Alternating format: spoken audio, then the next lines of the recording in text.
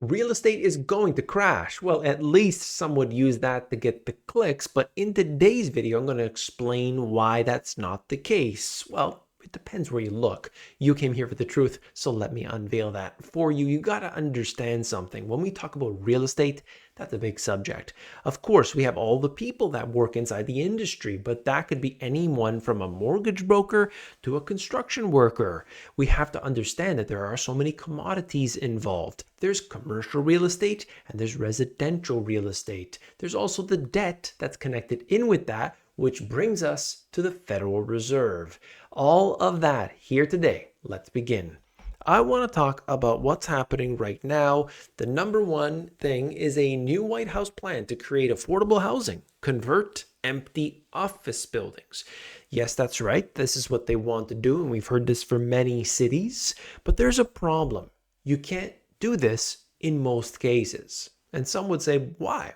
Well, what's going on here? I'm going to show you actually today, and I'll give you the actual floor plan of what something like this would look like. Understand that this doesn't necessarily happen in most cases. We were talking about this just recently on the Financial Friday live session, I believe it was, and I think it's important to note that we got to get serious about the data. We can't just say, all right, they're going to fix it like this when we know that they're not. I could show you some details right here, and of course, I want to take a look at the data as well, because the data is going to tell the story.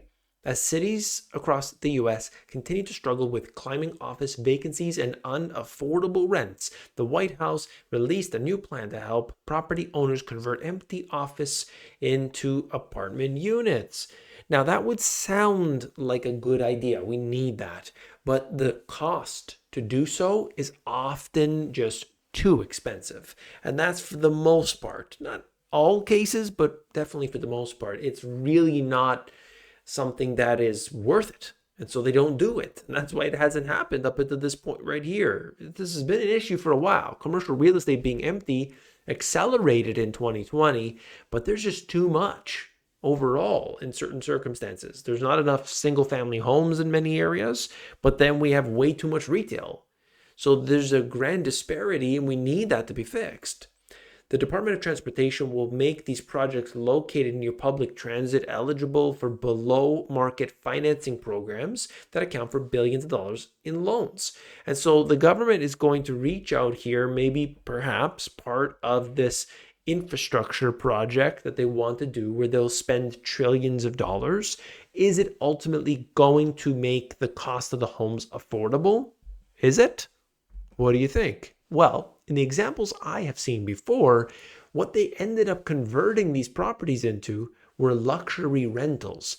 Now, luxury rentals are places people can live, but that's not going to resolve the issue. And that's really the point here. Now, if the government's willing to spend a lot of money and create some sort of social housing out of it, I want to know who's taking care of it. I want to know who's maintaining it. And is there any residual effect on that as well? Can they keep up with it? This is an expensive thing to run, right? And so we've got that detail. Now, let me show you this. Ghost towns. Federal office buildings are 80% vacant, according to the government audit. And that's a big issue because they're saying we've got a problem here with commercial real estate. We're going to help out everybody. We're going to build affordable housing. And at the same time, their own buildings are empty. Now, that's the issue I have when they've got this going on. 80% vacant, not 50 like, the general commercial real estate, 80%. There's something very wrong with this number, and I want to know what you think. Should they just simply close up shop and say that's enough, or does everybody need to come back to work? In many of the office buildings for government that I have seen, they might be old in a lot of these cases, but oftentimes they're just massive, really wasted space, not efficient enough, and yet the stuff inside of there seems to be old. So it's not efficient, and I'm not sure exactly how they were built, but here we are. A lot of wasted money, a lot of wasted time, and the future in this circumstance here doesn't look like it's going to be an easy climb. Okay, this is one that we're going to be sweating for a while. And then when you tack on top of that the data I'm about to show you, it's intense. So this is commercial, this is government buildings. We have this looking at the data related to primarily we're going to look at residential. Okay, so here it is. Monthly existing house sales. Can you believe it? We're basically at the level we were at during the financial and housing crisis. That to me is shocking. Now, there's a difference. During that period of time, what did we experience? Prices came down. So then people started to say, then they had extra cash, they started to say, great opportunity. I'm going to put my money in. But now there's something different because the prices really haven't come down. Maybe some areas they've come off their peak, but that was crazy to begin with. What are we talking about here? We're looking at a time in which mortgage rates in the United States are 8%. And that depends on your credit. Of course, it could be more than that. And if you're getting it from an A lender or are you getting it from a B lender? Okay, all of that is going to impact it. But the prices are basically near record high. So it's a very different environment from 2008. Don't listen to them. Oh, there's going to be millions and billions of homes suddenly flooded the market. Right now, we don't see that at this time. Okay? But we're told that over and over and over again, 100 different reasons why the prices of real estate, residential real estate, are going to collapse. And then you're going to be able to buy for pennies on the dollar. It might happen somewhat, a little bit in certain areas, but overwhelmingly, we don't have that information going for us. Now, if I'll show you right here, I think this is really key. Okay. So you can see for yourself. This is the home price over the home sales. And we know that there's conditions we just haven't seen before. All right. Tacking on top of that, take a look at this. It compares the red line, which is basically showing us the interest rates right now, mortgage rates at 8%. And then what's that other line? Well, that's the mortgage debt outstanding, the rate of interest on it. And so for the most part, people have their mortgage at 3.6%. So on average, okay? And a lot of people, a great number of them have it even lower, okay? But even if we take that average, 3.6%, then you have 8% today. Is anybody going to be moving at this time for 8%? Are they going to be touching their mortgage at all? No. They're locked in. They're staying. How many homes are coming online right now? No way it's enough, right? No way that there's going to be this big flood that was there in 20, during that 2008 timeframe. Some have pointed to Airbnb. But when we look at the percentage of total homes that are Airbnb, there's just not enough. Some areas, way too much, there's no question. But as new properties come to the market, there are some buyers that have lots of cash sitting, just waiting. Maybe they'll get a little bit of a deal, or it's going to be the BlackRocks and the Blackstones and all of the big, they're going for the single family homes. They might start buying it up. Now, if there's a big flood, of course, that's a problem, but we don't have that evidence right now. There's no reason why we should say that unless we were speculating, unless we were just trying to create actual panic. But that is something that we need to understand. There's a big difference here, and a lot of people are just staying put. Now, it gets even worse if, in fact, interest rates are cut. So next year, 2024, they start cutting interest rates. Things are going to get intense, real intense. Now let's talk about commercial, because what's happening with commercial will tell us what we can experience overall. Let me explain. One of San Francisco's biggest apartment buildings reportedly loses half of its value. Half. Unbelievable. Understand that there's debt connected with that. America's downtowns are empty. Fixing them will be expensive. Lonely sidewalks and closed storefronts inspire proposals to recast office districts into neighborhoods where people live, work, and raise families. That's the solution. That's what they're saying anyway.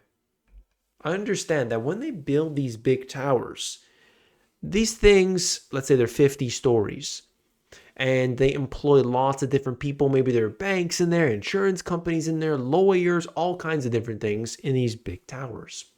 And so we have this happening and it's working.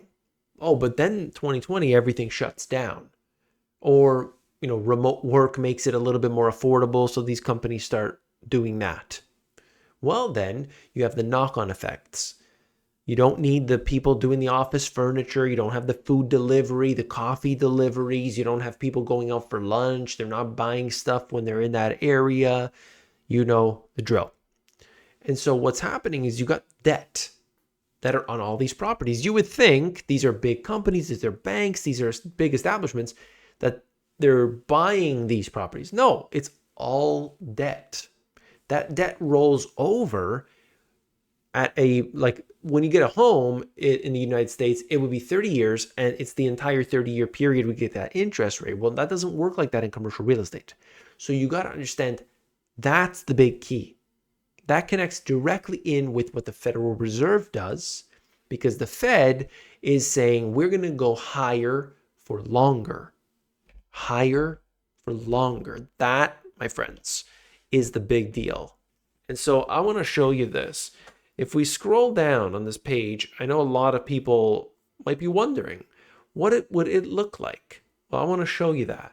Transforming downtown. So this is what, if you can see on the screen, this is what it looks like in a commercial building. Okay, so it's basically just like a wide open floor plan and, desks are everywhere and so on.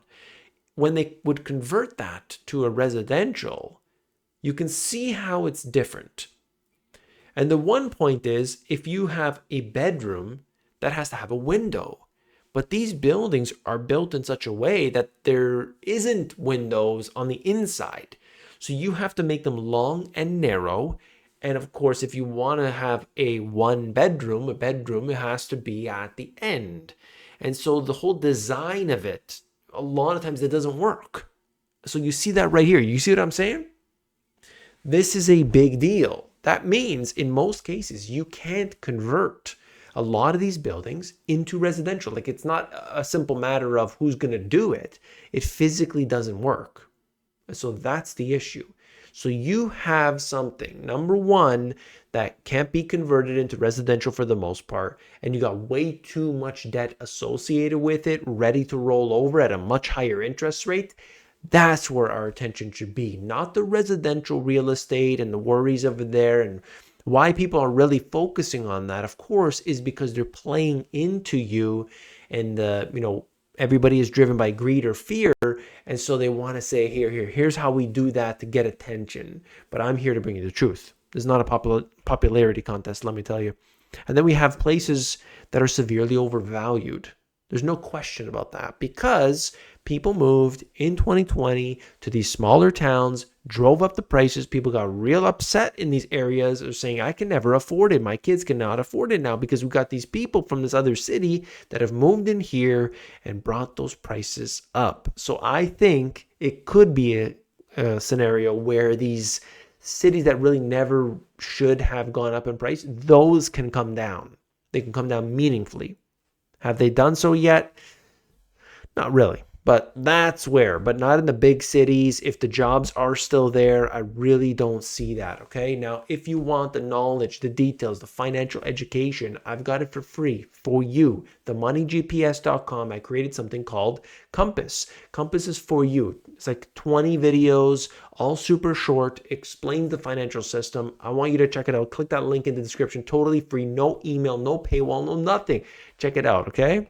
We have the comment of the day. Jedi says, we've got to keep rates higher for longer. Well, that's certainly what Jerome Powell says. And if they do, that's going to bring that inflation down to the ground, if they have the bravery to do so. What do you think? If you found this video informative, hit that thumbs up. When you do so, it really helps the channel out. And we need that today, because we need the truth. And I hope that I'm able to bring that to you each and every day. I'll see you tomorrow. Take care.